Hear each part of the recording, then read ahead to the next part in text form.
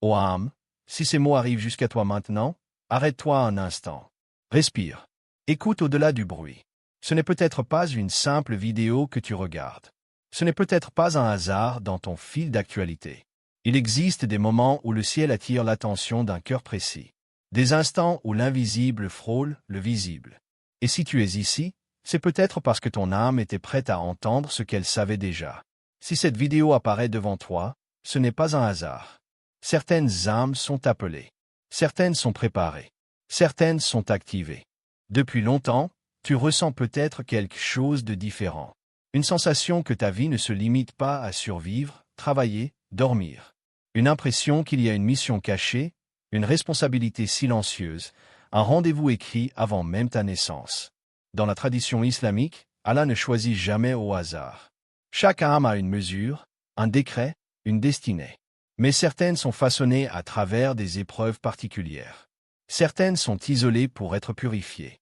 Certaines sont retardées pour être alignées. Peut-être as-tu traversé des incompréhensions. Peut-être t'es-tu senti différent, à part, parfois même invisible. Mais ce que tu appelais solitude était peut-être préparation. Ce que tu appelais retard était peut-être protection. Il y a des serviteurs que le monde ne remarque pas, mais que le ciel connaît par leur nom. Des cœurs qui pleurent en silence, mais dont chaque larme est comptée. Des âmes qui doutent d'elles-mêmes, alors que leur mission est déjà inscrite. Ce message ne cherche pas à flatter ton ego. Il cherche à réveiller ta conscience. Car lorsque l'appel divin commence à résonner, il ne crie pas. Il murmure. Il attire. Il insiste doucement jusqu'à ce que l'âme reconnaisse sa propre lumière. Et si aujourd'hui était le moment où ton activation commence, qu'est-ce qu'une âme élue? Une âme élue n'est pas une âme supérieure, point. Elle n'est pas meilleure que les autres, point. Elle n'est pas au-dessus. Elle est simplement choisie pour une responsabilité particulière. Dans la tradition islamique, Allah choisit certains cœurs pour porter un message, une influence, une mission silencieuse ou visible. Le Coran nous montre que les plus aimés d'Allah sont souvent ceux qui ont été le plus éprouvés. Le prophète Muhammad lui-même a traversé des pertes, des rejets, des trahisons et des moments de solitude profonde. Non pas parce qu'il était abandonné, mais parce qu'il était préparé. Une âme élue est donc une âme à qui l'on confie un poids. Elle ressent souvent un décalage avec le monde, point. Elle se sent différente, plus sensible, plus profonde, point. Elle capte des choses que d'autres ne perçoivent pas, elle ne se satisfait pas du superficiel. Cette sensibilité élevée n'est pas une faiblesse.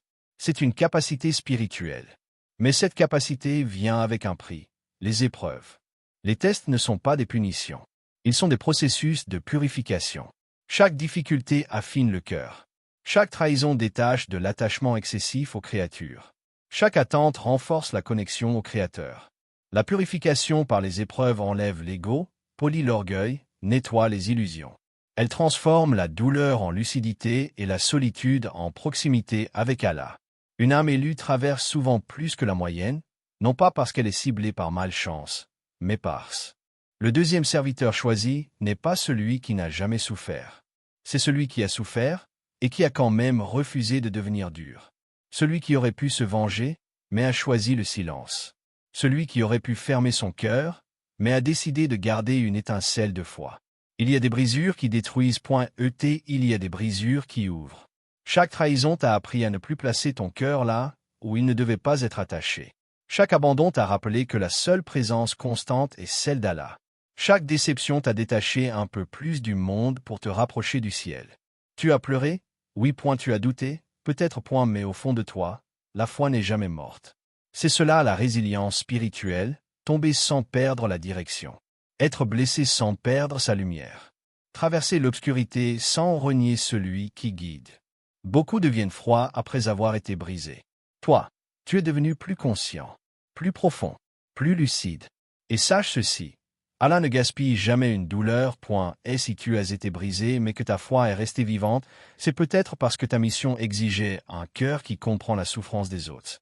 Un cœur qui ne juge pas trop vite, un cœur qui sait ce que signifie survivre intérieurement, un cœur qui, malgré les cicatrices, continue de dire « Je fais confiance ». Ce serviteur-là n'est pas faible, elle est forgée. Et parfois, ce sont les cœurs fissurés qui laissent passer le plus de lumière. Troisième serviteur, celui qui se sent différent. Il y a des serviteurs qui, depuis l'enfance parfois, ressentent un décalage, point comme s'ils n'étaient jamais totalement à leur place, point comme si leur regard voyait plus loin que ce que les autres considèrent comme suffisant. Ce décalage n'est pas toujours confortable. Socialement, ils peuvent se sentir à part, point ils ont du mal à s'identifier aux conversations superficielles, point ils questionnent là où d'autres acceptent, point ils ressentent profondément là où d'autres minimisent. Cette différence peut amener l'incompréhension, point on les trouve trop sensibles, trop profonds, trop réfléchis, point parfois même, on les accuse de compliquer les choses. Mais en réalité, leur vision est plus large. Ils perçoivent les intentions derrière les mots, point ils ressentent les ambiances, point ils discernent les incohérences, point ils ne se contentent pas de ce qui brille, ils cherchent ce qui est vrai. Cette profondeur crée souvent une difficulté à s'intégrer, point non pas par arrogance, point, mais parce que leur âme aspire à autre chose. Ils veulent du sens, point ils veulent de l'authenticité, point ils veulent une connexion qui dépasse les apparences. Dans l'histoire islamique, ceux qui ont porté une mission ont souvent été incompris avant d'être reconnus. Le prophète Mohammed lui-même était perçu comme différent par sa société avant la révélation. Sa solitude précédait sa mission. Son retrait du monde préparait sa responsabilité. Se sentir différent n'est donc pas toujours un problème à corriger. Parfois, c'est un signe à comprendre. Le décalage peut être une protection, point, et elle peut être une purification, point, et elle peut être une préparation. Allah isole parfois un cœur pour le préserver, point, et elle crée une distance pour éviter l'influence excessive du monde, point, et elle permet l'incompréhension pour renforcer la dépendance à lui seul. Ce je ne me sens pas comme les autres peut devenir je suis façonné pour autre chose.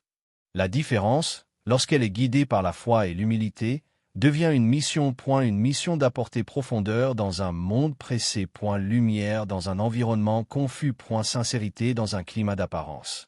Ton décalage n'est peut-être pas un défaut. C'est peut-être la signature d'un appel plus grand que toi. Cinquième serviteur, celui qui protège son cœur. Il y a des âmes qui ont compris que le monde peut être cruel, que certaines influences peuvent corrompre même les intentions les plus pures.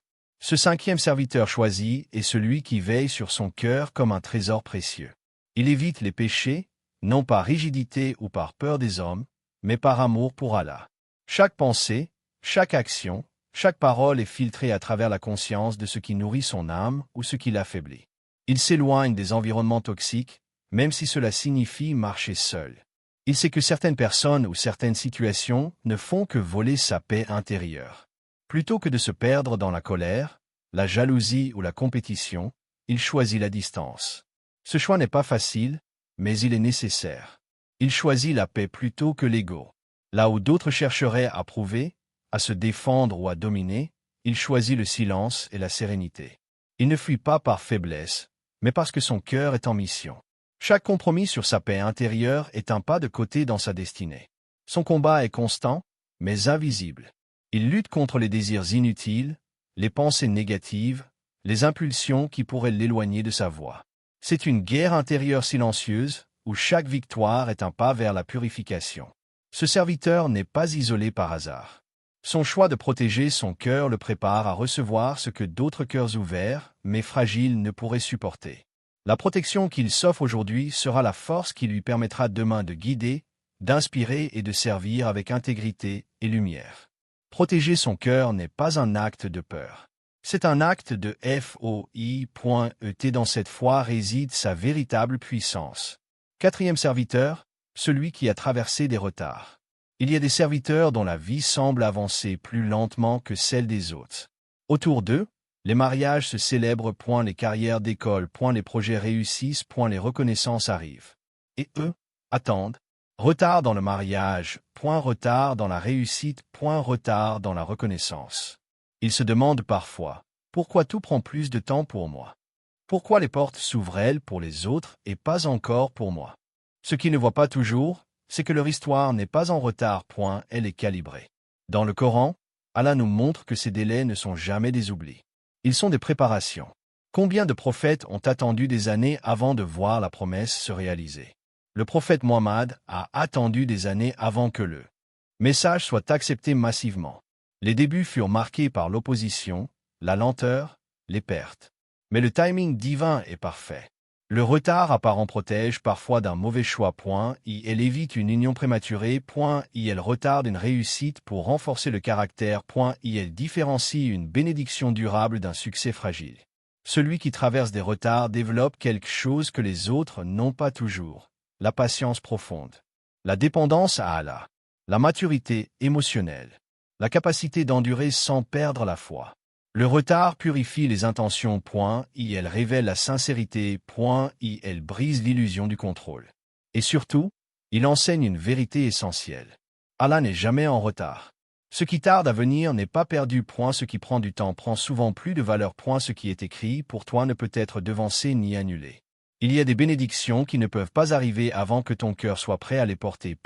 Il y a des réussites qui nécessitent une version plus forte de toi. Il y a des reconnaissances qui demandent une humilité déjà installée. Le retard n'est pas un rejet. C'est un alignement. Et lorsque le moment arrive, tu comprendras que chaque attente était une précision divine. 6e serviteur, celui qui revient toujours à Allah. Il y a des serviteurs dont le chemin n'est jamais parfaitement linéaire. Ils tombent. Ils se perdent, ils trébuchent. Mais chaque chute est suivie d'un retour. Chaque erreur conduit à un repentir sincère. Chaque moment de faiblesse se transforme en tauba authentique. Ils ne se contentent pas de dire pardon par habitude. Leur cœur s'incline avec humilité. Ils ressentent la gravité de leur manquement. Ils se rapprochent de celui qui pardonne et guide. Cette constance à revenir n'est pas un hasard. Elle est le signe d'une âme élue. Un serviteur qui trébuche rarement peut être fort. Mais celui qui, malgré ses erreurs, persiste dans le retour, possède une lumière intérieure que peu atteignent. Allah observe non seulement nos actions, mais aussi notre sincérité et notre persévérance. Chaque retour est une preuve de foi renouvelée. Chaque repentance est une purification du cœur. Chaque inclination humble renforce la relation intime avec Allah. Être celui qui revient toujours à Allah, c'est comprendre que la perfection n'est pas de ne jamais tomber, mais de toujours se relever avec détermination et humilité. C'est reconnaître que le chemin vers Allah est un mouvement constant. Tomber, se lever, avancer, encore et encore. La constance dans le retour est une marque de sélection divine. L'âme qui persiste à revenir malgré ses faiblesses est façonnée pour porter un rôle spirituel unique, pour inspirer et éclairer. Ainsi, celui qui revient toujours à Allah ne connaît ni désespoir ni défaite. Chaque pas vers le Créateur est un pas vers l'élection. Chaque repentir sincère est une étincelle de lumière qui confirme que l'âme est guidée et choisie. 7e serviteur, celui qui ressent qu'il a une mission. Il y a des âmes qui ne peuvent ignorer le murmure de leur destinée. Le 7e serviteur choisi est celui qui ressent profondément qu'il est appelé à quelque chose de plus grand. Son intuition est forte, presque palpable. Elle le guide dans ses choix, lui chuchote de s'éloigner de ce qui est futile, et l'attire vers ce qui nourrit son âme. Même quand le monde lui semble ordinaire, lui sait que sa vie porte un sens caché. Il a cette impression persistante qu'il est destiné à accomplir une mission particulière. Un rendez-vous qui dépasse le temps et l'espace, une responsabilité que peu peuvent comprendre. Chaque événement, chaque rencontre, chaque silence semble orchestré pour préparer ce moment. Il sent que quelque chose approche. Un tournant, une révélation, une ouverture que son cœur attend depuis toujours. Il perçoit des signes que d'autres ignorent, des synchronicités, des coïncidences qui semblent trop précises pour être aléatoires. Ce serviteur vit avec une tension douce, un mélange d'impatience et de certitude. Il sait que sa mission n'est pas encore visible pour le monde, mais elle est claire pour lui. Et cette conscience seule le maintient debout à travers les tempêtes, lui donne courage dans les épreuves et patience dans l'attente. Il est prêt. Son âme les chaque pas qu'il fait, chaque sacrifice qu'il accepte, chaque choix de foi le rapproche du moment où sa mission s'activera pleinement. Et quand le ciel décidera que l'heure est venue, il ressentira le déclic dans son cœur. Tout s'éclaire. Tout prend sens. Tout converge. Le 7e serviteur n'est pas seulement choisi pour ressentir, il est choisi pour agir au moment exact où l'univers et le ciel s'alignent, et où sa lumière peut illuminer ce qui semblait autrefois obscur. C'est ici que l'âme se tient prête à entrer dans son véritable rôle et à embrasser pleinement le chemin que Allah a tracé pour elle.